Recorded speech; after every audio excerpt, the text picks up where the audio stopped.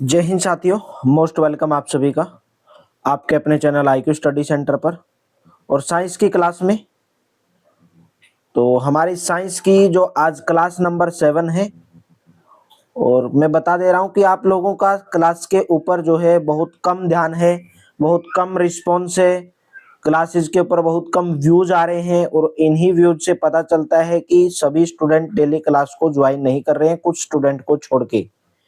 तो अगर आपका रिस्पॉन्स यही रहा तो मेरे दोस्तों ऐसे कैसे काम चलेगा, कैसे आपका एग्जाम क्लियर होगा और कैसे मेरा उत्साह बढ़ेगा, कैसे मेरा मनोबल बढ़ेगा। देखिए, मेरा मनोबल भी तभी बढ़ पाता है जब आप डेली क्लास को ज्वाइन करते हैं, डेली क्लास के अंदर जुड़ते हैं, पूरी क्लास को देखते हैं। आपके ऊपर ही मेरा मनोबल टिका हुआ है। तो वीडियो को ज्यादा से ज्यादा लाइक किया करो, शेयर किया करो। अगर आपको अच्छी लगती है तो वीडियो को कंप्लीट देखा करो। पूरी एनसीईआरटी सीरीज आपको बेहतरीन तरीके से कराई जा रही है। इससे बाहर आपसे कुछ नहीं पूछा जाएगा। साइंस के अंदर 15/15 नंबर दिलाने का आपको काम किया जाएगा। ये पूरा का पूरा हमारी जो क्लासेस का टाइम टेबल है, हरियाणा जीके डेली सुबह 7 बजे, जीके जीएस सुबह 11 बजे, साइंस 2 बजे, मैथ्स 9 बजे। ठीक है। और कंप्लीट पीवाईक्यू 230 रुपीज में इस नंबर के ऊपर व्हाट्सएप करके प्राप्त कर सकते हैं। 2 दिन से हरियाणा ग्रुप डी के लिए मैथ की जो लाइव क्लास है वो नहीं हो पा रही। क्यों नहीं हो पा रही? कल तो जो है, परसों जो है, मौसम ज्यादा खराब था मुंबई के अंदर, तो उस वजह से नेटवर्क, लाइट का बहुत इश्यू था, नेटवर्क नहीं था। और कल जो है हमारा जो एक पेन है जो बोर्ड के ऊपर हम लिखते हैं, 4,000 रुपए का वो आता है, कल अचानक से वो खराब हो गया है, उसकी नीब जो है वो खराब हो गई है। तो आज स्टोर में जाने के बाद तो पता चलेगा कि आज वो रिप्लेस करके देंगे या कब देंगे। अगर आज ही देते हैं तुरंत तो आपको अपडेट मिल जाएगी, क्लास आपकी मैथ की लाइव क्लास हो जाएगी। ठीक है। और अभी भी मैं पुराने वाला जो पेन है, लेकिन मैथ को हम उसी से पढ़ा सकते हैं क्योंकि वो स्टेबल रहता है। तो चलिए, आज का हमारा क्वेश्चन है, कल मैंने आपको होमवर्क के रूप में भी दिया था। तो प्लीज क्लास के ऊपर अच्छा रिस्पॉन्स दिखाइए और क्लास को शेयर कीजिए अपने दोस्तों के साथ में, अपने दोस्तों को बताइए। जैसा रिस्पॉन्स हरियाणा सीटी 2025 के अंदर था, ऐसा रिस्पॉन्स बिल्कुल भी नहीं है। तो शरीर की सूक्ष्म इकाई को क्या कहा जाता है? शरीर की जो सबसे छोटी इकाई है उसको क्या कहा जाता है? The microscopic unit of the body is called cell. Option number A correct रहेगा, कोशिका कहा जाता है। आप देखते होंगे जो इमारत होती है, जो दीवार होती है, वो ईंटों से बनी होती है। उसी प्रकार जितने भी लिविंग बींग्स हैं, जितनी भी सजीव चीजें हैं, उनका जो शरीर है वो छोटी छोटी इकाइयों से बनता है। और उन्हीं इकाइयों को सेल कहा जाता है, उन्हीं इकाइयों को कोशिका कहा जाता है। और कोशिका को हम किसके द्वारा देख सकते हैं? माइक्रोस्कोप यानी कि सूक्ष्मदर्शी जिसको आप बोलते हैं। ठीक है। और कुछ जीव ऐसे हैं जो केवल एक ही सेल के बने होते हैं, एक ही कोशिका उनके अंदर होती है। और जो कोशिका होती है वो पतली एक बाह्य संरचना के द्वारा घिरी हुई होती है। जैसे मैं आपको यहाँ पे बता दे रहा हूं, जैसे हमारी ये कोशिका की संरचना है, यहाँ पे अगर मैं बनाने चलूं, ठीक है, ये कोशिका की संरचना है, ये कोशिका हो गई। तो इसी प्रकार मैं बता दे रहा हूं, यहाँ पे जो इसके अंदर जो भरा रहता है उसको हम क्या बोलते हैं? कोशिका द्रव्य बोलते हैं। यानी कि इसके अंदर जो पानी टाइप जो भरा रहता है, लिक्विड जो रहता है कोशिका के अंदर, उसको हम सेल लिक्विड बोलते हैं, कोशिका द्रव्य बोलते हैं। ठीक है। कोशिका द्रव बोलते हैं, कोशिका द्रव। और जो ये चीज होती है इनके बीच में जो चीजें होती हैं, इसको हम क्या बोलते हैं? केंद्रक बोलते हैं। इसको हम केंद्रक बोलते हैं, कोशिका का केंद्रक बोलते हैं। ठीक है। और जो ये कोशिका घिरी होती है, एक झिल्ली होती है, ये कोशिका एक झिल्ली से ऐसे घिरी हुई होती है, पूरी की पूरी कोशिका, उसको हम कोशिका झिल्ली बोलते हैं, कोशिका झिल्ली। ठीक है। तो राइट ऑप्शन, ऑप्शन नंबर कौन सा करेक्ट रहेगा? ए ऑप्शन करेक्ट रहेगा। नेक्स्ट है, कोशिका एक बाह्य संरचना किसके द्वारा घिरी होती है? क्वेश्चन भी आ गया आपके सामने कि कोशिका एक बाह्य जो संरचना है वो किसके द्वारा घिरी होती है? तो राइट ऑप्शन रहेगा कोशिका राइबोसोम के द्वारा, केंद्रक के द्वारा, कोशिका झिल्ली के द्वारा घिरी हुई होती है, यानी कि सेल मेम्ब्रेन के द्वारा घिरी हुई होती है। ऑप्शन नंबर आपका डी करेक्ट रहेगा। यानी कि साइटोप्लाज्म जिसको आप कोशिका द्रव्य बोलते हैं, न्यूक्लियस, केंद्रक और राइबोसोम, सेल जो है वो सेल मेम्ब्रेन के द्वारा घिरी हुई होती है, कोशिका झिल्ली के द्वारा घिरी होती है, जैसे मैंने आपको अभी फिगर के अंदर समझाया था। कोशिका का केंद्रक चारों तरफ से एक जेली के समान पदार्थ से घिरा रहता है, उस पदार्थ को क्या बोला जाता है? The nucleus of the cell is surrounded by a jelly like substance from all sides. Ribosome, nucleus, cytoplasm या सेल मेम्ब्रेन, उसको हम न्यूक्लियस बोलते हैं, यानी कि कोशिका द्रव्य बोलते हैं, साइटोप्लाज्म बोलते हैं। कोशिका का जो केंद्रक है वो चारों तरफ एक जेली से घिरा रहता है, उसको हम क्या बोलते हैं? साइटोप्लाज्म बोलते हैं, उसको कोशिका द्रव्य बोलते हैं। प्रकाश संश्लेषण के लिए क्या आवश्यक होता है? सूर्य का प्रकाश, कार्बन डाइऑक्साइड, जल, क्लोरोफिल या ऑक्सीजन? सूर्य का प्रकाश भी आवश्यक होता है प्रकाश संश्लेषण के लिए, कार्बन डाइऑक्साइड की भी आवश्यकता होती है, जल की भी आवश्यकता होती है, क्लोरोफिल की भी आवश्यकता होती है, लेकिन ऑक्सीजन की आवश्यकता नहीं होती है। ऑप्शन नंबर कौन सा लगाओगे? डी ऑप्शन करेक्ट रहेगा। फोटोसिंथेसिस के लिए पत्तियों के अंदर मैंने आपको बताया था एक हरा वर्णक होता है जिसके अंदर, जिसको हम क्लोरोफिल कहते हैं। पत्तियों के अंदर क्या पाया जाता है? क्लोरोफिल पाया जाता है। और जो क्लोरोफिल है वो सूर्य के प्रकाश से एनर्जी को स्टोर करता है और पत्ती उन्हीं की सहायता से उस ऊर्जा का प्रयोग करके, एनर्जी का उपयोग करके जल, कार्बन डाइऑक्साइड से अपना भोजन बनाते हैं। और सूर्य के कार्बन डाइऑक्साइड प्रकाश की उपस्थिति के अंदर होता है, इसलिए इसे प्रकाश संश्लेषण कहते हैं। क्लोरोफिल सूर्य का प्रकाश, कार्बन डाइऑक्साइड, जल, प्रकाश संश्लेषण, ये फोटोसिंथेसिस प्रोसेस के लिए जरूरी होता है। तो right option D option correct रहेगा। प्रकाश संश्लेषण के संदर्भ में निम्नलिखित कथनों पर विचार करना है और आपको बताना है कि इसके अंदर कौन सा कथन सही है। पहला कथन क्या बोल रहा है? प्रकाश संश्लेषण की प्रक्रिया द्वारा केवल ऑक्सीजन गैस बनती है। प्रकाश संश्लेषण अगर नहीं होगा पौधों के अंदर तो भोजन नहीं बन पाएंगे, भोजन नहीं बना पाएंगे पौधे, ठीक है। और जितने भी जीव हैं वो किसी न किसी तरीके से प्रत्यक्ष परोक्ष रूप से, प्रत्यक्ष अप्रत्यक्ष रूप से पौधों के ऊपर निर्भर रहते हैं, उनका भोजन पौधों के ऊपर निर्भर है। और इसके अलावा सभी जीवों के लिए जो सबसे आवश्यक गैस है वो है ऑक्सीजन, और ऑक्सीजन प्रकाश संश्लेषण प्रक्रिया के दौरान ही बनती है। और प्रकाश संश्लेषण अगर नहीं होगा तो पृथ्वी पर जीवन की कल्पना नहीं हो पाएगी। तो आप समझ सकते हैं कि पेड़ लगाना कितना महत्वपूर्ण है। और पत्ती के अंदर जो पाया जाता है एक स्टार्च पाया जाता है, पत्ती के अंदर क्या पाया जाता है? स्टार्च पाया जाता है। और पत्ती में जो स्टार्च की उपस्थिति है उसी को प्रकाश संश्लेषण का संपन्न होना दर्शाता है। स्टार्च भी एक क्या है? कार्बोहाइड्रेट है। तो पत्तियों के अलावा पौधों के दूसरे हरे भाग जैसे कि हरा तना है, हरी शाखा है, उसके अंदर भी प्रकाश संश्लेषण होता है।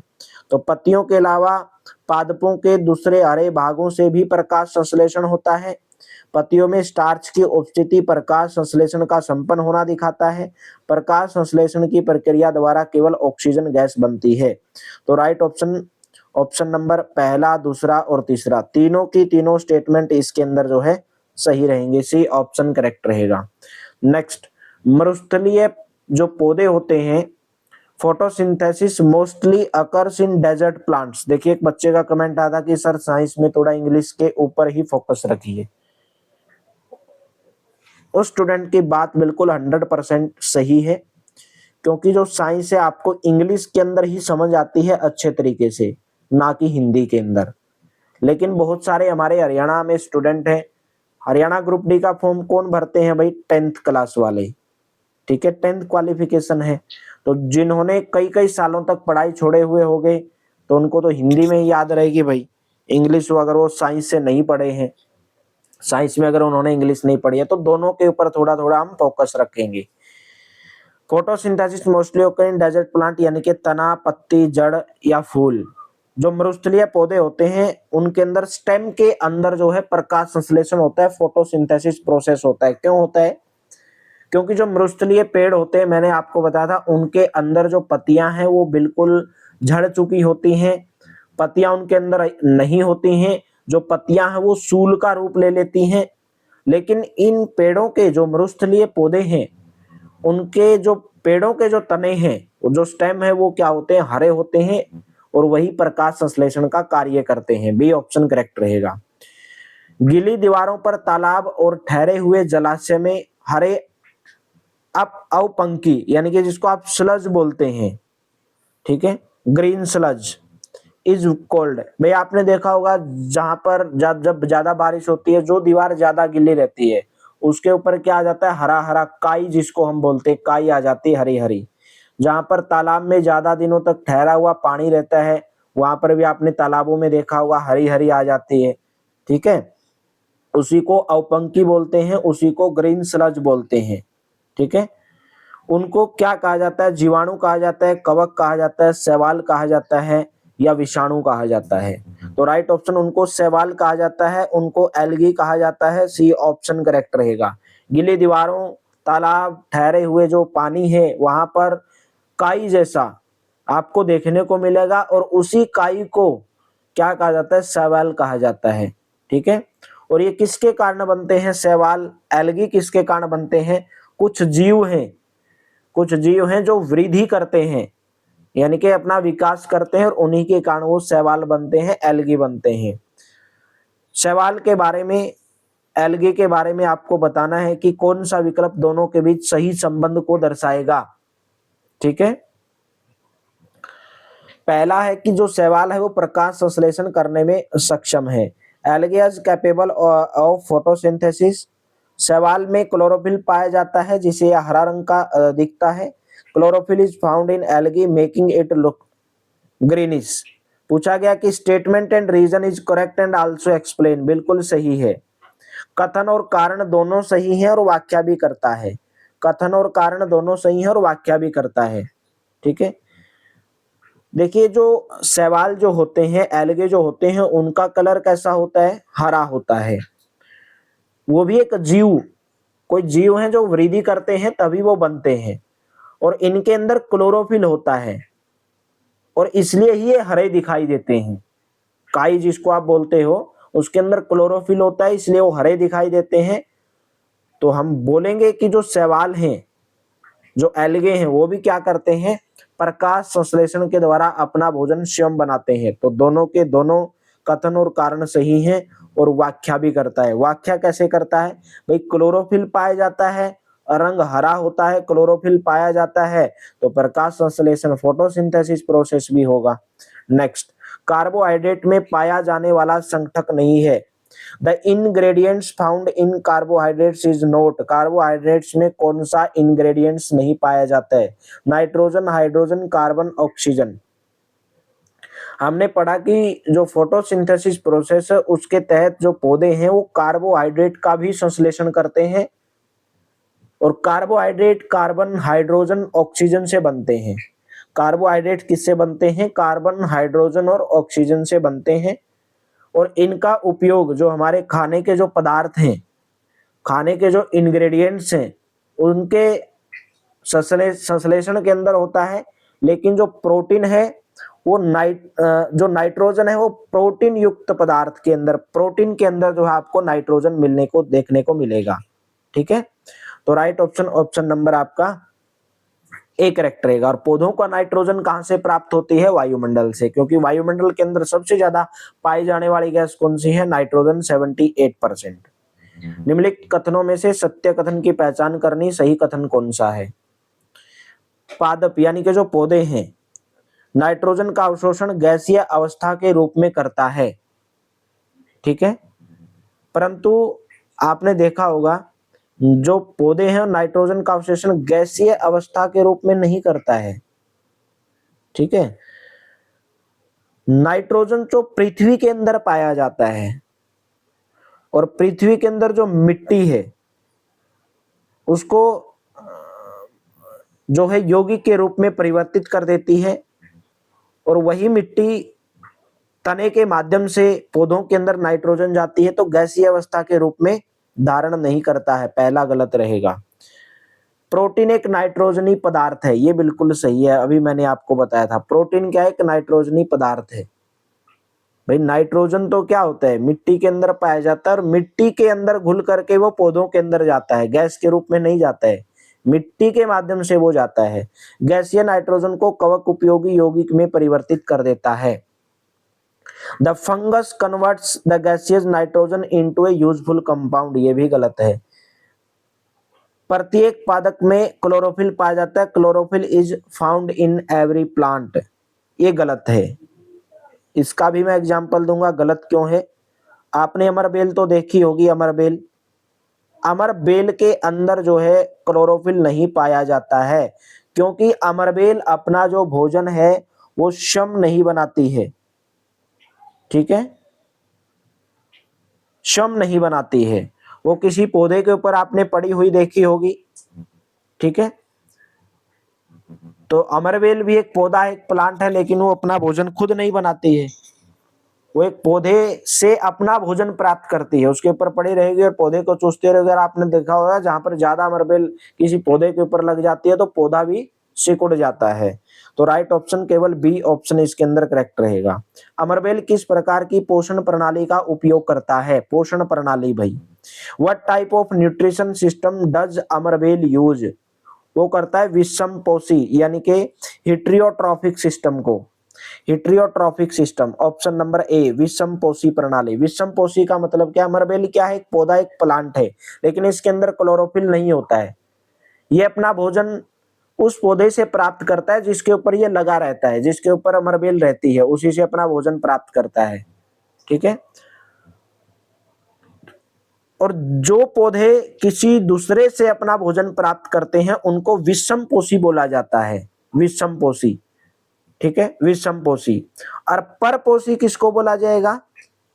जो सेल्फ न्यूट्रिटिव सिस्टम है, जो खुद अपना भोजन बनाते हैं, उनको क्या बोला जाएगा? सेल्फ न्यूट्रिटिव सिस्टम बोला जाएगा, ठीक है। तो अमरबेल को परजीवी भी कहा जाता है, परजीवी है क्योंकि दूसरे के ऊपर ये निर्भर है। तो ए ऑप्शन करेक्ट रहेगा। अमरबेल से संबंधित कथनों पर विचार करना है और बताना है कौन सी स्टेटमेंट इसके अंदर सही रहेगी। एकदम ध्यान से पढ़ना है, अमरबेल के बारे में सब जान जाओगे। ये विषमपोषी प्रणाली का उपयोग पोषण के अंदर करते हैं। It used for nutritional system, बिल्कुल सही है। विषमपोषी प्रणाली से ये अपना दूसरे के ऊपर निर्भर है। ये जिस वृक्ष पर रहते हैं उन्हें परपोषी कहा जाता है। The tree on which they lived is called host, जिसके ऊपर ये रहते हैं उनको होस्ट, परपोषी कहा जाता है। अमरबेल परजीवी होते हैं। अमरबेल इज पैरासाइट, सही है ये भी। इसमें क्लोरोफिल नहीं पाया जाता भाई, क्लोरोफिल अगर होगा तो खुद भोजन बना लेगी ये। तो ऑप्शन नंबर डी, सभी के सभी, all of the above statement is correct अमरबेल के बारे में।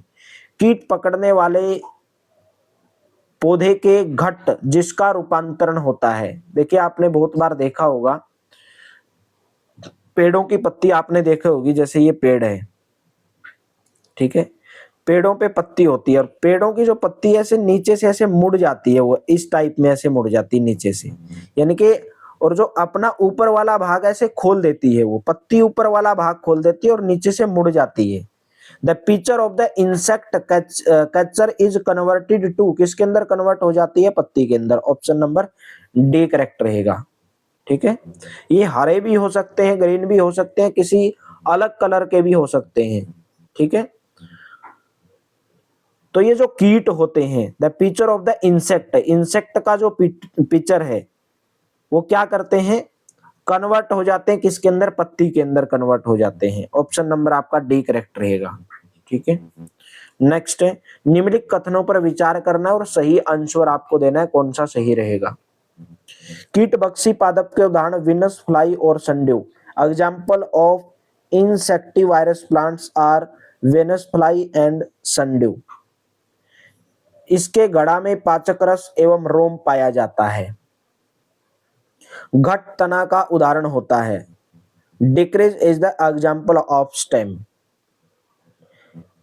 देखिए, घड़े के अंदर जो उपस्थित पाचक होता है, उस रस के द्वारा, उसके अंदर जो रस होता है वो कीटों का पाचन होता है, कीट जो पचाते हैं, ठीक है, और उन्हीं को कीटभक्षी पौधे कहलाते हैं, कीटभक्षी पादप कहलाते हैं। और विनस और जो यहाँ पे लिखा है fly and sundew, Venus fly and sundew, ये कीटभक्षी पादपों के दो उदाहरण हैं, ठीक है। तो राइट ऑप्शन कौन सा इसके अंदर, कौन सा कथन गलत है, केवल और केवल कौन, ऑप्शन नंबर 3 गलत है, यानी कि ऑप्शन नंबर कौन सा करेक्ट रहेगा आपका, डी ऑप्शन करेक्ट रहेगा। पहली और दूसरी स्टेटमेंट सही है और बाकी थर्ड जो स्टेटमेंट है वो गलत है।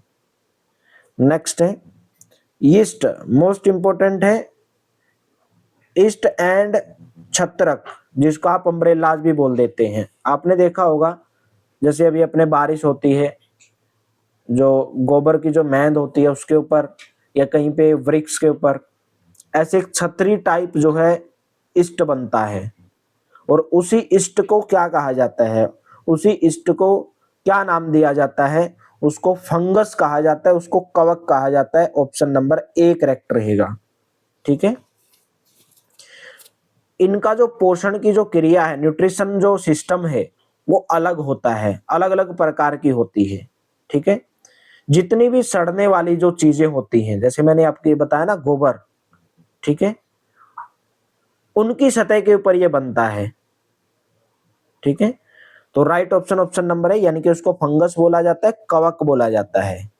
जो छतरी होती है ना, अपने ऐसे जब बचपन में बोलते थे कि ये राम की छतरी है, तो उसी वही है इष्ट, वही है कवक, वही है फंगस। कवकों को वृद्धि के लिए कौन सा ऋतु अच्छी परिस्थिति प्रदान करता है, विच season provide good condition for growth of fungus. देखिए आपने देखा होगा आपके घर में अचार है या कोई भी चमड़े की चीज है या कोई कपड़ा है, कुछ भी अन्य पदार्थ है, उसके ऊपर कवक फंगस लग जाता है, फंगस। अपनी चीजों के ऊपर बहुत सारी मिठाई पे भी फंगस लग जाता है। ठीक है, और बोल रहे कि फंगस जो है वो ज्यादातर उसके लिए अच्छा मौसम कौन सा है, फंगस ज्यादातर कौन से मौसम में लगता है, वर्षा मौसम में लगता है, वर्षा में लगता है, यानी कि ऑप्शन नंबर डी करेक्ट रहेगा, रेनी मौसम के अंदर लगता है। ठीक है, और बाकी आप लोग जानते होंगे आपके शरीर के लिए बहुत हानिकारक है, अगर कवक फंगस लगी हुई चीजें आप खाओगे तो आपके शरीर के लिए बहुत हानिकारक रहेंगी वो चीजें। नमी के अंदर भी कवक लगता है, नमी भी इसके लिए होती है, वर्षा इसके लिए अच्छा मौसम होता है, वर्षा के अंदर ज्यादा फंगस लगता है। नेक्स्ट क्वेश्चन है, कवक के बारे में कथनों पर विचार करना है और बताना है कि इनमें से कौन सा कथन सही है। ठीक है, पहला है कवक, कवक के बारे में बताना, फंगस के बारे में। क्लोरोफिल नहीं पाया जाता है, बिल्कुल सही बात है, फंगस में थोड़ी क्लोरोफिल पाया जाता है, वो थोड़ी हरा होता है, वो तो ऐसे ही उगता है। ठीक है, इसके बीजाणु सामान्यतः वायु में होते हैं। Its spores are generally in air, ये भी सही है। इसकी पोषण प्रणाली मृत जीवी प्रकार की होती है। It's nutritional system is of mortar type, ये भी सही है। ये नम और उष्ण परिस्थिति में भी उगते हैं। They also grow in most and hot condition, गर्मी में भी उग जाते हैं भैया, आपने देखा होगा जैसे अभी गर्मी भी रहेगी, बारिश आएगी जुलाई अगस्त में, कितने उगते हैं ये कवक, अपने हरियाणा में तो बहुत ज्यादा उगते हैं। तो तीनों चारों की चारों स्टेटमेंट इसके अंदर सही है, एक भी स्टेटमेंट इसके अंदर जो है गलत नहीं है। ठीक है, तो right option C option correct रहेगा। नेक्स्ट है, निम्नलिखित कथनों पर विचार कीजिए, consider the following statements and गलत स्टेटमेंट आपको बतानी कौन सी है। वह पोषण जिसमें कुछ जीव एक दूसरे के साथ रहते हैं तथा अपना आवास और भोजन एक दूसरे के साथ बांटते हैं सहजीवी संबंध कहलाता है। The nutrition in which some organism live with each other and share their habitat and food each other is called symbiotic relationship, सही है पहला। तो वह पोषण जिसमें जीव किसी मृत और विघटित जैविक पदार्थों से पोषण प्राप्त करते हैं, मृत जीवी पोषण कहलाता है भाई, मृत जीवी। The nutrition in which organism obtain nutrition from dead and decomposed organic matter is called saprophytic nutrition, ये भी सही है, ये भी सही है, दोनों के दोनों इसके अंदर सही है। मृत जीवी किसको कहा जाता है, सेप्रोफाइटिक न्यूट्रिशन किसको कहा जाता है, ऐसे न्यूट्रिशन जिसके अंदर जो ऑर्गेनिज्म है, जो जीव है, वो अपना जो भोजन और जो न्यूट्रिशन है, जो पोषण है, वो किससे प्राप्त करते हैं, dead and decomposed organic matter से। जो डेड यानी कि जो मर चुके हैं, जो डिकम्पोज विघटित हो चुके हैं ऑर्गेनिक मैटर, जितने भी जैविक पदार्थ, उनसे ही अपना पोषण करते हैं, उनसे ही अपना न्यूट्रिशन प्राप्त करते हैं, और इन्हीं को मृतजीवी कहा जाता है, सैप्रोफाइटिक न्यूट्रिशन कहा जाता है। ऑप्शन नंबर दोनों के दोनों इसके अंदर सही है। तो उपरोक्त में से गलत कौन सा है? इसमें पूछा गया गलत कौन सा, तो इनमें से कोई भी गलत नहीं है, नन ऑफ दीज आएगा, डी ऑप्शन करेक्ट रहेगा। नेक्स्ट है, निम्नलिखित में से कौन से सहजीवी संबंध का उदाहरण है? सहजीवी, अभी मैंने आपको बताया कि सहजीवी किसको बोलते हैं। कुछ जीव एक दूसरे के साथ में रहते हैं और अपना रहने का और जो उनका पोषक जो तत्व है, न्यूट्रिशन जो चीजें हैं, वो एक दूसरे के साथ में बांटते हैं, और उन्हीं को हम क्या कहते हैं? उन्हीं को हम सिम्बायोटिक कहते हैं, सिम्बायोटिक। तो उनके बारे में बताना है कि उनका उदाहरण इनमें से कौन सा है? शैवाल या कवक? भाई शैवाल तो क्या करते हैं? अपना भोजन खुद बनाते हैं, वो किसी के साथ बांटते नहीं। कवक, फंगस थोड़ी बांटते हैं किसी के साथ में अपना भोजन, गलत है। शैवाल और जीवाणु, ये भी गलत है। कवक और जीवाणु, इसने पूछा है कि हाँ शैवाल और कवक, आप यहां से बोल सकते हो सहजीवी संबंध पूछा गया, सिम्बायोटिक रिलेशनशिप पूछा गया भाई, और इसमें पूछा गया सही कौन सा है, सही बताना है। शैवाल और कवक, शैवाल क्या होते हैं? एल्गी एंड फंगी किसको बोलते हैं?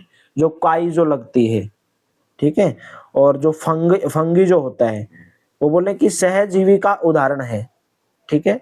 इनमें एक शैवाल होता है, कवक होता है, दोनों के दोनों आ जाएंगे। और एक आपका कौन सा रहेगा? पौधे और जीवाणु, पहला और फोर्थ रहेगा, यानी कि ऑप्शन नंबर आपका सी करेक्ट रहेगा।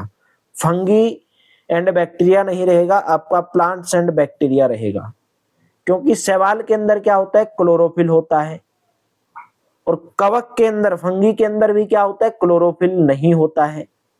शैवाल के अंदर क्लोरोफिल होता है लेकिन कवक के अंदर नहीं होता है।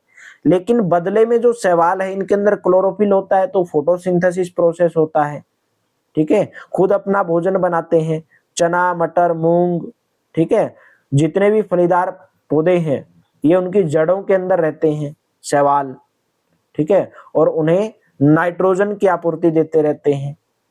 अधिकतर दालें हमें किससे प्राप्त होती हैं? फलीदार पौधों से प्राप्त होती हैं, ठीक है।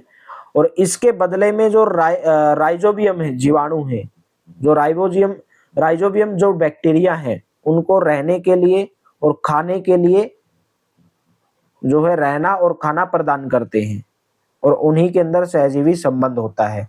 पादप और जीवाणु में, शैवाल और कवक में, बिल्कुल सही है, पहला और फोर्थ इसके अंदर सही रहेगा।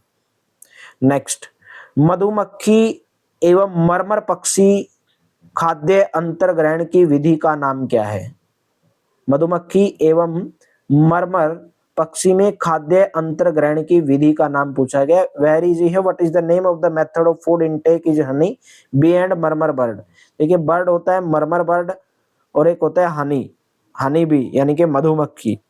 भाई वो जो अंतर्ग्रहण करते हैं, यानी कि जो फूड इनटेक करते हैं, उसका मेथड क्या है? काटना, निगलना, चूसना। भाई चूसते हैं, वो फूल के ऊपर बैठेंगे तो क्या करते हैं? चूसते हैं, सक करते हैं, ठीक है। तो right option C option correct रहेगा। निम्न कथनों पर विचार कीजिए और सही कथन का उत्तर दीजिए। जटिल खाद्य पदार्थों को सरल खाद्य पदार्थों में तोड़ना पोषण कहलाता है। Breaking down complex foods into simpler food is called nutrition. देखिए, जैसे ये फूड है, तो फूड क्या होता है? एक जटिल पदार्थ है फूड, ठीक है, जटिल पदार्थ है, कॉम्प्लेक्स फूड है, तो उसके अंदर हम उसको हम किसके अंदर तोड़ते हैं? सरल पदार्थ के अंदर तोड़ते हैं, सिंपलर फूड के अंदर हम उसको तोड़ने का काम करते हैं, ठीक है। और उनका टूटना क्या कहलाता है? विखंडन कहलाता है, पोषण नहीं कहलाता है, उनका टूटना विखंडन कहलाता है, विखंडन। पहला गलत हो जाएगा। नेक्स्ट क्या है? शरीर भोजन में पोषक तत्व प्राप्त करता है एवं शरीर उनका उपयोग करता है, उसी को पाचन कहा जाता है। क्या ये बात सही है? नहीं, ये गलत है। शरीर भोजन से पोषक तत्व प्राप्त करता है, ये बात तो सही है, और शरीर उनका उपयोग करता है, उसी को पाचन कहा जाता है। नहीं, पाचन उसी को कहा जाता है जटिल जो पदार्थ हैं उनको तोड़ करके, कॉम्प्लेक्स फूड को सिंपलर फूड में तोड़ करके तब हम खाते हैं और उसी को पाचन कहा जाता है। तो दोनों की दोनों स्टेटमेंट इसके अंदर जो है गलत हो जाएंगी, इनमें से कोई नहीं, कोई भी स्टेटमेंट इसके अंदर सही नहीं है। ठीक है, D option will be correct. निम्नलिखित में से कौन कैल्शियम कार्बोनेट एवं कठोर कवच वाले जंतुओं को आहार करती है? पूछा गया है which of the following feeds on calcium carbonate and hard shelled animal. Right option रहेगा option number A starfish, A option correct रहेगा स्टार फिश, तारा मछली। एक मछली आपने देखी होगी स्टार फिश, देखी है ना स्टार फिश? नहीं देखी होगी तो देख लेना भाई, सर्च मार लेना, ठीक है, मोबाइल में इतना रिचार्ज करते हो। तो ये स्टार फिश है। कैल्शियम कार्बोनेट, आपने कुछ जीव देखे होंगे जिनका जो कवच है, यानी कि ऊपर का जो उनका कवच है वो क्या होता है, वो कैल्शियम कार्बोनेट का बना होता है। ठीक है, और जिनके ऊपर कवच होता है वो क्या करते हैं, मुंडी बाहर निकालेंगे और अपना भोजन प्राप्त करके वापस मुंडी अंदर ले लेंगे। ठीक है, अपना पूरा कवच खोल देंगे, जैसे कछुआ होता है अपने मुंह से अमाशय को बाहर निकालता है, अपने मुंह से अमाशय को बाहर निकालता है। और जो भी जंतु हैं उनके जो कोमल भाग हैं, जैसे आपने भैंस देखी होगी, भैंस, कौवा बैठ जाता है कई बार भैंस के ऊपर, और भैंस का जो शरीर पे जो मल लगा हुआ होता है, जो मैल लगा हुआ होता है, उसको क्या करता रहता है, इसे खाता रहता है। देखा है आपने? बिल्कुल देखा होगा। तो उसी प्रकार भी स्टारफिश जो है उनके लिए काम करती है। जो ऐसे जंतु हैं जो सेल्ड एनिमल्स हैं, हार्ड सेल्ड जिनका होता है, ऊपर का जो कवच है वो हार्ड होता है। ठीक है, तो उनके वो कोमल भागों को खाते रहते हैं और वो शरीर में उनके अंदर चला जाता है और वो धीरे धीरे पचा लेते हैं। तो स्टारफिश ये काम करती है। ठीक है, नेक्स्ट है, पाचन में सबसे पहले प्रक्रिया कौन सी होती है? मोस्ट इंपोर्टेंट टॉपिक आपका यहाँ से स्टार्ट हुआ। सबसे पहली जो प्रक्रिया वो कौन सी होती है पाचन के अंदर? भोजन का अंतर्ग्रहण होता है भाई, यानी कि इंजेक्शन होता है भोजन का। अपने मुंह के द्वारा भोजन का सबसे पहले अंतर्ग्रहण होता है, इंजेक्शन होता है, हम इसे पचाते हैं और फिर इसका भोजन का उपयोग करते हैं। और जितना भी हमारा जो भोजन है, जो बिना पचा हुआ भाग है, हम उसको मल के रूप में बाहर निकाल देते हैं। ठीक है, देखिए आपने कभी सोचने की कोशिश की है कि हमारे शरीर के अंदर जो भोजन है उसका क्या होता है, वो कैसे कैसे जाता है भोजन हमारे शरीर के अंदर, यानी कि किन किन हिस्सों से होकर जो है भोजन हमारे शरीर के अंदर जाता है। सबसे मोस्ट इंपोर्टेंट बात है, अगर आपने इस बात को नहीं जाना है तो आज जानना पड़ेगा। सही क्रम क्या है, हमारे शरीर के अंदर कौन कौन से हिस्सों से होकर भोजन जाता है? देखिए हमारे शरीर में भोजन जो है नली के माध्यम से जाता है। ठीक है, एक ट्यूब होती है और वो अलग अलग पार्ट के अंदर डिवाइड होती है, हमारी गर्दन से लेकर हमारे स्टमक तक, पेट तक। सबसे पहला जो होता है वो उसको बोलते हैं मुख गुहिका, हिंदी में ओरल कैविटी बोलते हैं, ओरल कैविटी। इंग्लिश में क्या बोलेंगे? ओरल कैविटी, और इंग्लिश में मुख गुहिका बोलते हैं। एक पार्ट होता है ईसोफेगस, ईसोफेगस को हम बोलते हैं ग्रास नली या गर्सिका। यहाँ पे लिख दे रहा हूं मैं ग्रास नली, थोड़ा लिखने में पेन सही नहीं है तो आप एडजस्ट कर लेना भाई। ओरल कैविटी हम किसको बोलते हैं? मुख गुहिका, मुख गुहिका को ओरल कैविटी बोलते हैं। यानी कि जो हमारी आहार नली है, जो भोजन की नली है, वो डिफरेंट पार्ट के अंदर बटी होती है। एक होता है स्टमक, स्टमक को क्या बोलते हैं? आमाशय, आमाशय। और एक होती है छोटी आंत, small intestine, intestine, small intestine, उसको क्या बोलते हैं? छोटी आंत बोलते हैं। और एक होती है लार्ज इंटेस्टाइन, लार्ज इंटेस्टाइन यानी कि बड़ी आंत। और ये जो बड़ी आंत है लार्ज इंटेस्टाइन है वो किससे जुड़ी होती है? रेक्टम से जुड़ी हुई होती है। रेक्टम मीन्स होता है जो हमारा मल द्वार होता है उससे जुड़ी होती है। रेक्टम से जुड़ी होती है, मलाशय से जुड़ी होती है। और एक होता है एनस, ठीक है, यानी कि जिसको आप मल द्वार बोलते हैं, एनस। तो ये है हमारे पूरे भोजन की प्रक्रिया, कैसे कैसे भोजन जाता है। सबसे पहले पाचन में सबसे पहली प्रक्रिया होती है अंतर्ग्रहण यानी कि इंजेक्शन। और वो किसके द्वारा होता है? मुंह के द्वारा होता है, मुख के द्वारा होता है। और हमारा जो भोजन नली है, आहार नली है, वो बंटी हुई होती है डिफरेंट पार्ट्स के अंदर। ओरल कैविटी मुख गुहिका, इसोफेगस ग्रास नली, स्टमक अमाशय, स्मॉल इंटेस्टाइन, लार्ज इंटेस्टाइन। और लार्ज इंटेस्टाइन रेक्टम से जुड़ी हुई होती है यानी कि हमारे मलाशय से जुड़ी हुई होती है। और एक होता है मल द्वार यानी कि एनस, जो एनस के द्वारा, मल द्वार के द्वारा हमारा जो, आप गुद्दा भी इसको बोल देते हैं, मल द्वार को गुद्दा बोल देते हैं हिंदी में। तो इसी के द्वारा जो हमारा जो अनपचा भोजन है हम निकालते हैं। तो ये पूरी की पूरी प्रक्रिया है। मानव में पाचन शुरू होता है। मानव में पाचन कहाँ से शुरू होता है? मानव में जो पाचन है वो मुख से शुरू होता है, अभी मैंने आपको बताया। और सबसे पहले अंतर्ग्रहण यानी कि इंजेक्शन प्रक्रिया होती है। तो right option number B correct रहेगा। मुख से होते हुए कहाँ कहाँ पर जाएगा? ये भी ग्रास नली होती है, ठीक है। ओरल कैविटी जिसको आप बोलते हैं, एसोफेगस, स्टमक, अमाशय, छोटी आंत, बड़ी आंत और फिर मल द्वार, ऐसे होते हुए जाता है। बी ऑप्शन करेक्ट रहेगा। नेक्स्ट क्वेश्चन, मानव में पाचन का सही क्रम क्या है? भाई क्रम तो मैंने आपको बता ही दिया, लिखवाया था। सबसे पहले मुख गुहिका, ठीक है, नली को भागों के अंदर बांटा गया है। शरीर के अंदर भोजन कैसे पचता है, कैसे हमारे शरीर के अंदर जाता है? सबसे पहले मुख गुहिका में जाएगा, ठीक है, जिसको आप ओरल कैविटी बोलते हैं। उसके बाद जो जाएगा वो ग्रास नली के अंदर जाएगा, इसोफेगस जिसको आप बोलते हैं। और उसके बाद छोटी आंत में जाएगा, छोटी आंत अक्षुद्रांत भी उसको बोल देते हैं, वैसे अमाशय में जाएगा, अमाशय से छोटी आंत, अक्षुद्रांत भी बोल देते हैं उसको, छोटी आंत में जाएगा। ग्रास नली से अमाशय, अमाशय से छोटी आंत में जाएगा, ठीक है, और आमाशय। तो थर्ड नंबर पे कौन सा आएगा? आमाशय। पहला, दूसरा, तीसरा, यानी कि चौथे वाला पहले आएगा, फोर्थ और third. 1 2 4 3, 1 2 4 3, option number B correct रहेगा, बी ऑप्शन।